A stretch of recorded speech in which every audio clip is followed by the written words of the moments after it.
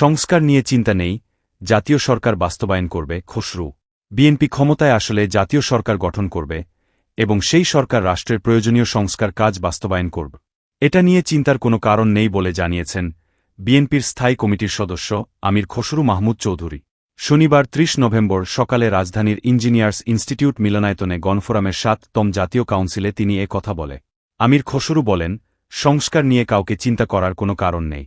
BNP ক্ষমতায় আসলে জাতীয় সরকার গঠন করবে এবং প্রস্তাবিত ৩১ দফাও বাস্তবায়ন করবে। কিছু ধর্মীয় ইস্যু থাকলেও যেভাবে সাম্প্রদায়িক ইস্যু দেখিয়ে বাংলাদেশে অস্থিরতা সৃষ্টি করা হচ্ছে, বাংলাদেশ এমন নয় বলে জানান আমির খসরু। তিনি বলেন, ১৫ বছর যেসব দাবি ছিল না, এখন অন্তর্বর্তীকালীন সরকারের সময় তারা নামছে। এগুলো কারা করছে বুঝতে হবে। তিনি বলেন, দেশকে নানা কায়দায় অস্থিতিশীল করার চেষ্টা চলছে। যে ঐক্যে ফ্যাসিস্টদের বিতাড়িত করা হয়েছে, সেই ঐক্য ধরে রাখতে হবে। ধর্মের নামে যে সকল ঘটনা ঘটছে, সেগুলো আসল কি না দেখতে হবে। বিএনপির স্থায়ী কমিটির এই সদস্য বলেন, অন্তর্বর্তীকালীন সরকারের দ্বারা শান্তিপূর্ণ নির্বাচনে যাওয়া ছাড়া কোনো উপায় নেই। তাই বিএনপি এই সরকারকে সহযোগিতা করছে।